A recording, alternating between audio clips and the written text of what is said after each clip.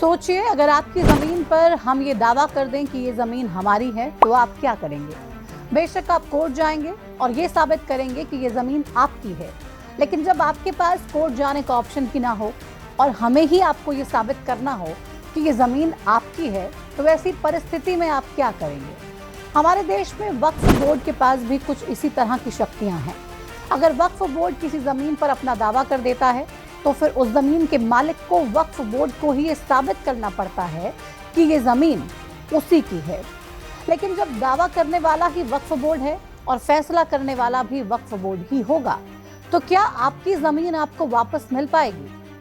ये सवाल आज इसलिए उठ रहा है क्योंकि हमारे देश की संसद ने वक्फ संशोधन बिल 2025 को मंजूरी दे दी है। इस बिल में वक्फ बोर्ड की इन्हीं शक्तियों को खत्म कर दिया गया है। लेकिन वक्फ बोर्ड की ये शक्तियां खत्म होने से क्या मुसलमानों का अधिकार छिन जाएगा? क्या इस नए बिल से मुसलमानों की जमीन पर सरकार अपना कब्जा कर लेगी? आइए आज की इस वीडियो में इन्हीं सवालों के जवाबों की खोज करते हैं और समझते हैं आखिर ये वक्फ क्या है, कहां से आया और वक्फ बोर्ड को इतना शक्तिशाली किसने और क्यों बनाया। अपने सवालों के जवाब तलाशने के लिए इतिहास के पन्नों को तेजी से पलटते हुए हम जाते हैं साल 1995 में, जब केंद्र में कांग्रेस की सरकार थी और प्रधानमंत्री थे पीवी नरसिम्हा राव। वक्फ बोर्ड को लेकर सरकार एक संशोधन बिल लेकर आती है जिसका नाम था वक्फ संशोधन बिल 1995। इस बिल में वक्फ को ऐसी शक्तियां दी गई थी जो आने वाले समय में एक बड़ा विवाद खड़ा कर सकती थी, लेकिन संसद में कांग्रेस के पास पूर्ण बहुमत था। ऐसे में दोनों ही सदनों में यह बिल पास हो गया और इस तरह से हमारे देश में वक्फ बोर्ड को ऐसी शक्तियां दी गई जो सरकार और कोर्ट दोनों से ऊपर थी। क्या था इस बिल में, पहले वो समझिए। इस बिल के जरिए वक्फ बोर्ड को जो सबसे बड़ी शक्ति दी गई थी वो थी रीजन टू बिलीव।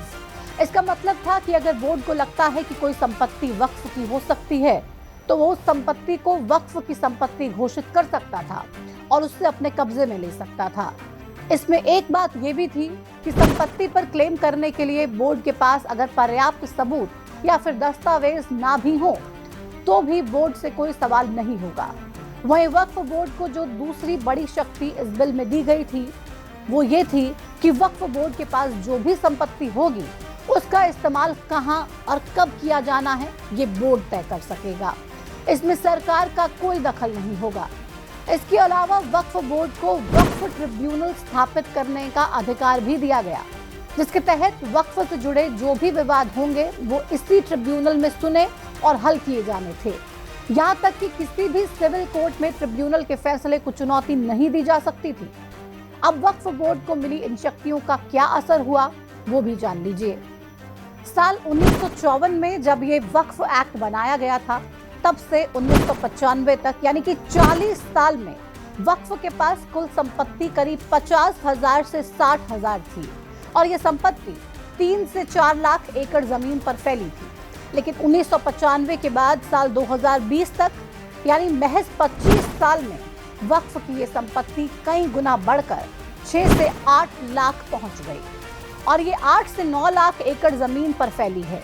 अब सवाल ये है कि इतनी तेजी से वक्फ की संपत्ति आखिर कैसे बढ़ गई? जाहिर सी बात है कि इसके पीछे के सबसे बड़े कारण वही राइट्स हैं जो 1995 के वक्फ अधिनियम के वक्त बोर्ड को दिए गए थे। इन्हीं शक्तियों का इस्तेमाल कर वक्फ ने कई संपत्तियों पर अपना दावा किया और उसे अपने कब्जे में ले लिया।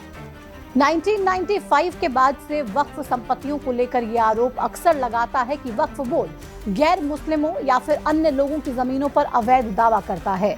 जैसे यूपी और आंध्र प्रदेश में कुछ हिंदू मंदिरों की जमीन को वक्फ रजिस्टर में दर्ज करवा लिया गया, जिसके बाद में अदालत में चुनौती दी गई।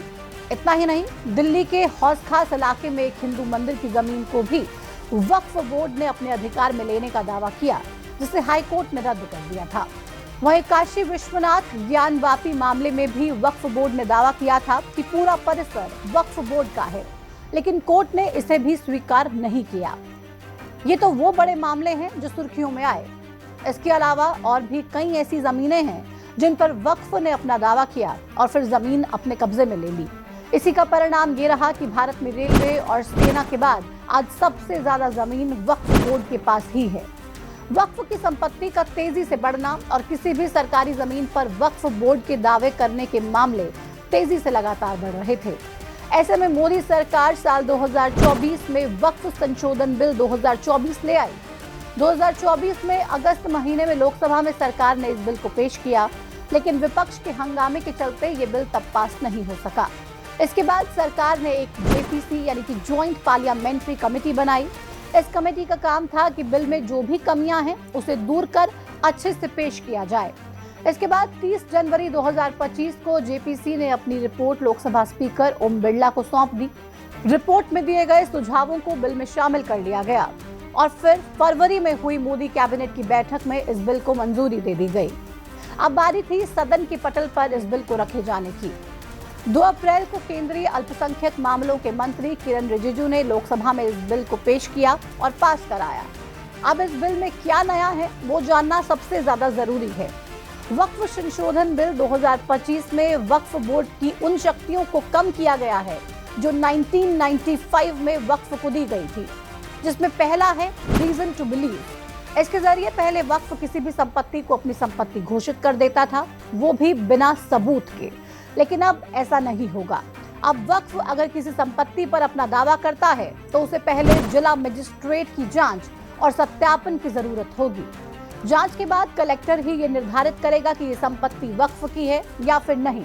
अगर संपत्ति सरकारी हुई तो वो सरकार के पास चली जाएगी। वहीं दूसरा बदलाव वक्फ ट्रिब्यूनल को लेकर है। पहले जहां किसी भी केस में वक्फ ट्रिब्यूनल का फैसला अंतिम होता था, वहीं अब इस फैसले को सिविल कोर्ट और फिर हाई कोर्ट में चुनौती दी जा सकेगी। इसके अलावा पहले वक्फ बोर्ड सरकारी संपत्ति पर भी दावा कर सकता था, लेकिन इस बिल में ये प्रावधान है कि अब वक्फ बोर्ड किसी भी सरकारी संपत्ति पर अपना दावा नहीं कर सकेगा। इसी के साथ ही वक्फ बोर्ड में अब 2 महिलाएं और 2 गैर मुस्लिम भी शामिल हो सकेंगे। बिल में इन्हीं बदलावों के चलते विपक्ष इस बिल का विरोध कर रहा है।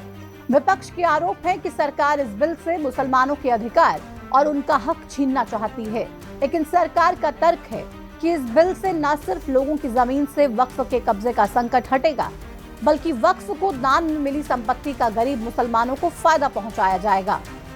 अब कौन सही है कौन गलत, इसका फैसला जनता यानी कि आपको करना है। फिलहाल हम आपको वक्फ की परिभाषा और उसके भारत में उदय का एक संक्षिप्त विवरण दे देते हैं। वैसे तो वक्फ का मतलब होता है ठहरना या फिर संरक्षित करना, लेकिन इस्लाम में वक्फ का मतलब दान करना होता है। दुनिया में वक्फ का इतिहास पैगंबर हजरत मोहम्मद के जमाने से शुरू हुआ और भारत में इस्लाम की शुरुआत के साथ ही यहाँ पर मुसलमानों ने अपनी संपत्ति को वक्फ में देना शुरू कर दिया था। भारत पाकिस्तान के बंटवारे के बाद भारत से पाकिस्तान गए लाखों मुसलमान अपनी जमीन और संपत्ति वक्फ कर गए थे। ऐसे में वक्फ के पास काफी संपत्ति हो गई थी, लेकिन कानून न होने की वजह से इस पर अवैध कब्जे लगातार बढ़ने लगे। इसी बीच 1954 में सरकार वक्फ एक्ट लेकर आई और तभी से देश में वक्फ बोर्ड का गठन भी कर दिया गया। तब सिर्फ देश में एक वक्फ बोर्ड था, लेकिन 1955 में इस एक्ट में संशोधन कर हर राज्य में अलग अलग वक्फ बोर्ड बना दिए गए।